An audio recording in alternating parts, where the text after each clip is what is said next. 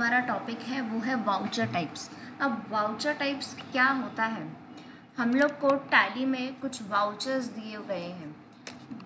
वो वाउचर्स हम लोग एंट्री पास करने के पहले डिसाइड करते हैं कि हमको एंट्री जो है कौन से वाउचर में पास करनी है। हम लोग की एंट्री के बेसिस पे ही हम लोग वाउचर पहले सिलेक्ट करते हैं, बाद में एंट्री पास करते हैं। ये जो वाउचर टाइप्स है आपने पहले कभी अकाउंट्स में सीखे नहीं होंगे। जब हम लोग मैनुअल अकाउंट बनाते हैं उसमें ऐसे कोई वाउचर्स नहीं होते। ये जो वाउचर्स हमको दिए गए हैं ये सिर्फ टैली में यूज़ होते हैं। अब कौन से वाउचर्स हैं वो हम लोग एक एक करके देखेंगे।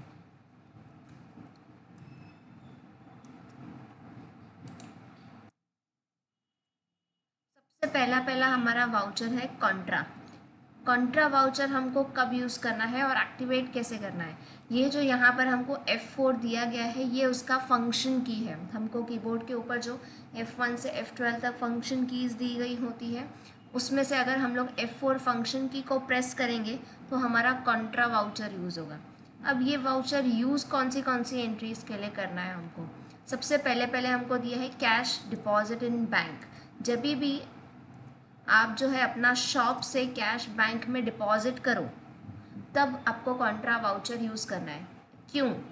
जब भी आप अपने शॉप से पैसा अपने बैंक के करंट अकाउंट में डिपॉजिट कराते हो तो आपके बिजनेस का जो ओवरऑल कैश है वो कभी भी कम नहीं होता है, वो उतना ही रहता है। सिर्फ एक जगह से दूसरी जगह पे चला जाता है, उसकी लोकेशन चेंज होती है। वो पहले शॉप पे पड़ा था कैश के फॉर्म में, अब वो बैंक अकाउंट में आ गया। तो मैंने सिंपली मेरे जो शॉप पे कैश अवेलेबल था वो अगर मैंने बैंक में डिपॉजिट कराया तो उसकी एंट्री जो है हम लोग टैली के अंदर कॉन्ट्रा वाउचर में दिखाएंगे। ऐसा क्यों? मैंने जैसे बताया कि लोकेशन सिर्फ चेंज हुई है, ना ही मेरे बिजनेस का कैश कम हो रहा है ना ही कैश बढ़ रहा है, मेरे ओवरऑल बिजनेस का कैश उतना ही है। नेक्स्ट हमको दिया है कैश विड्रॉन फ्रॉम बैंक। अगर आप पैसा बैंक में से विड्रॉ करके अपने शॉप पे लेके आ रहे हो तो सेम इसका सिर्फ लोकेशन चेंज हुआ है। पहले आपके बैंक अकाउंट में था, अब आपके शॉप पे आ गया, तो इसकी सिर्फ लोकेशन चेंज हुई है। ओवरऑल बिजनेस का जो कैश है वो उतना ही है, ना कम हुआ है ना ज़्यादा हुआ है, सिर्फ लोकेशन चेंज हो गई। तो ये भी जो एंट्री है हम लोग F4 कॉन्ट्रा वाउचर में पास करेंगे। चाहे आप कैश शॉप से बैंक में लेके जाओ या बैंक से शॉप पे लेके आओ तो वो हम लोग एंट्री कॉन्ट्रा वाउचर में पास करेंगे जो F4 फंक्शन की से ओपन होती है। थर्ड हमको दिया गया है funds transfer from one bank account to another bank account. अगर आप अपनी एक बैंक अकाउंट से दूसरे बैंक अकाउंट में फ़ंड ट्रांसफ़र कर रहे हो तो भी आपके बिजनेस का कैश उतना ही रहेगा ओवरऑल, ना वो कम होगा ना वो ज़्यादा होगा। तो वो भी एंट्री जो है हम लोगों को F4 कॉन्ट्रा वाउचर में ही दिखानी है। तो ये था कॉन्ट्रा वाउचर जिसमें हम लोग 3 एंट्रीज पास कर सकते हैं। पहली जो हम लोग कैश शॉप से बैंक में डिपॉजिट करेंगे, दूसरा आप कैश बैंक से विड्रॉ करके अपने शॉप पे लेके आओगे, थर्ड एक बैंक अकाउंट से दूसरे बैंक अकाउंट में आप फंड्स ट्रांसफ़र करोगे तो वो एंट्री भी हमारी F4 कॉन्ट्रा वाउचर में जाएगी। नेक्स्ट हमारा वाउचर है F5 पेमेंट।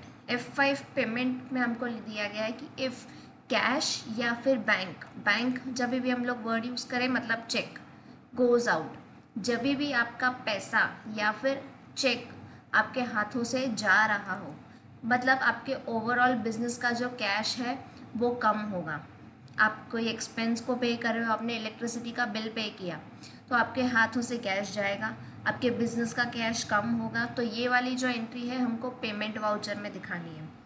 तो जब भी आपका बिजनेस का कैश कम होगा किसी भी फॉर्म में, भले आप चेक से पेमेंट करो या कैश से पेमेंट करो, तो वो एंट्री हमारी जाएगी F5 पेमेंट में। ये वाउचर ही तब यूज़ करना है जब आपके बिजनेस का कैश कम हो रहा हो, नहीं तो ये वाउचर हम लोग नहीं यूज़ करेंगे। वैसे ही हमको नेक्स्ट वाउचर दिया हुआ है F6 रिसिप्ट। रिसिप्ट वाउचर मुझे तब यूज़ करना है जब आपके बिजनेस में जो कैश है वो इंक्रीज़ हो रहा हो। अब इंक्रीज़ कब होगा? जब आपकी इनकम होगी, चाहे वो आपको कैश मिला हो या फिर चेक मिला हो, तो आपको रिसिप्ट वाउचर यूज़ करना है। अब आपकी कोई इनकम हुई, सपोज़ आपको बैंक अकाउंट में आपको इंटरेस्ट मिला तो बैंक में आपके कैश इंक्रीज़ होगा, तो वो भी एंट्री हम लोग F6 रिसिप्ट वाउचर में दिखाएंगे क्योंकि मेरे ओवरऑल बिजनेस का कैश इंक्रीज़ हो रहा है। अब आपको किसी पार्टी ने पेमेंट दिया तो आपके हाथों में कैश आया, कैश इंक्रीज़ हुआ, चाहे आपके पास कैश आए या चेक आए, जब भी आपके बिजनेस में जो कैश है वो इंक्रीज़ हो रहा होगा, बढ़ रहा होगा, आपके पास कैश आ रहा होगा, तो हम लोग F6 रिसिप्ट वाउचर यूज़ करेंगे। नेक्स्ट हमको वाउचर दिया हुआ है F7 जर्नल। F7 जर्नल में सबसे पहले हमको दिया हुआ है कि ट्रांजेक्शन्स इन विच कैश और बैंक मतलब चेक इज़ नॉट इन्वॉल्व। जब भी आप जर्नल वाउचर ओपन करोगे, आपके माइंड में एक चीज़ हमेशा होनी चाहिए कि आपके जो कैश है वो जर्नल में कभी भी नहीं आता है। तो ऐसी कौन सी एंट्रीज़ है जो हम लोग कैश के बिना पास करते हैं, जिसमें कैश इन्वॉल्व ही नहीं होता? ऐसी फर्स्ट एंट्री है हमारी असेट परचेस या सोल्ड ऑन क्रेडिट। जब भी आप असेट को खरीद रहे हो या बेच रहे हो लेकिन क्रेडिट पे।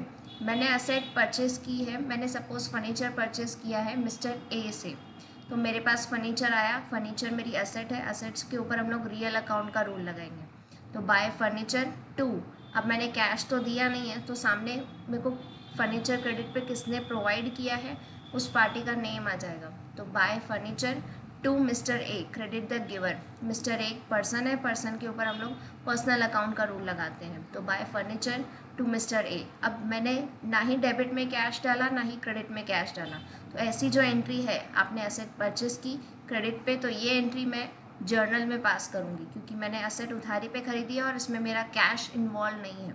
वैसे ही अगर मैं किसी पर्सन को कैश पे कोई भी एसेट बेच रही हूँ, क्रेडिट पे कोई भी एसेट बेच रही हूँ, तो वो भी हमारी F7 जर्नल वाउचर में ही जाएगी।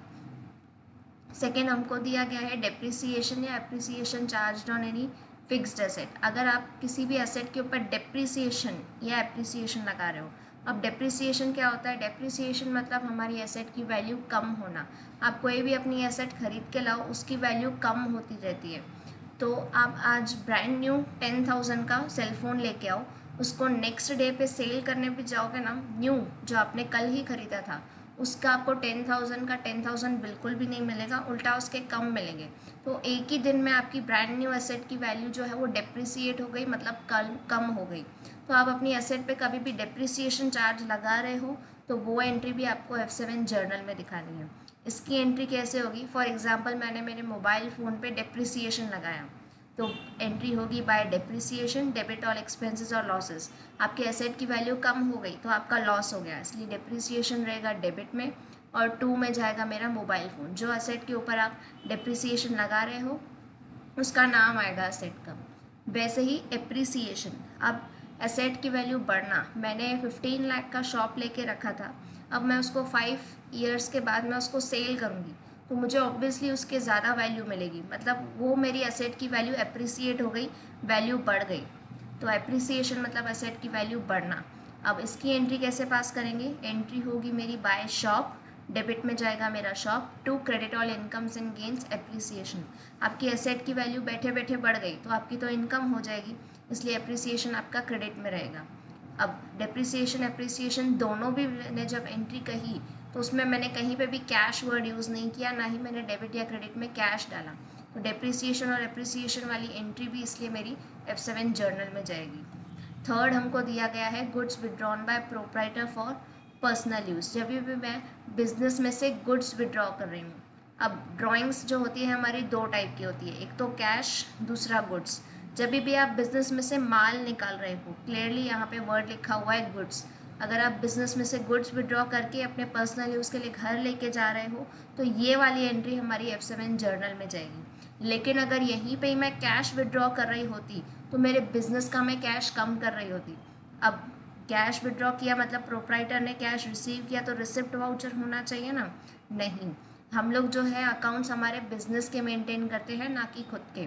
तो मेरे बिजनेस का जो कैश है वो प्रोप्राइटर ने कम कर दिया, तो इसलिए मेरे बिज़नेस का कैश कम होने की वजह से मैं वो एंट्री जो है कैश विड्रॉ होने वाली, वो मैं एंट्री पेमेंट में दिखाऊंगी। और मैंने क्लियरली कहा कि cash withdrawn bye proprietor for personal use के लिए विड्रॉ कर रहा है, इसलिए पेमेंट।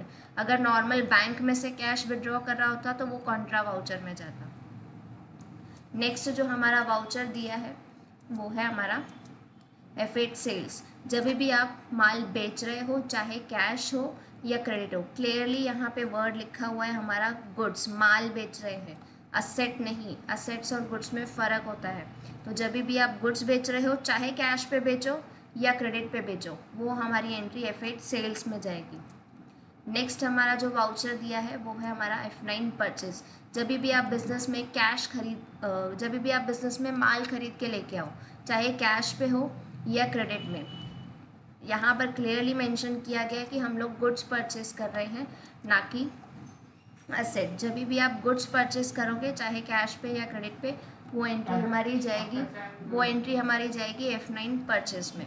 नेक्स्ट जो हमको वाउचर दिया गया है वो है Alt+F6 क्रेडिट नोट और Alt+F5 डेबिट नोट। अब क्रेडिट नोट में हम लोग क्या दिखाते हैं, जो मेरा बेचा हुआ माल था, जो मैंने माल मेरे कस्टमर को बेचा था, वो अगर मेरे कस्टमर ने मुझे वापस कर दिया तो वो एंट्री हम लोग दिखाएंगे Alt+F6 क्रेडिट नोट में।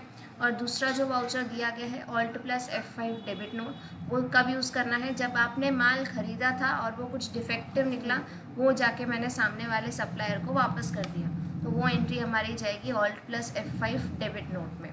तो क्लियरली जब मेरा सेल्स रिटर्न होगा तो वो एंट्री मैं Alt+F6 क्रेडिट नोट में दिखाऊंगी, और जब मेरा परचेज रिटर्न होगा तो वो एंट्री मैं Alt+F5 डेबिट नोट में दिखाऊंगी।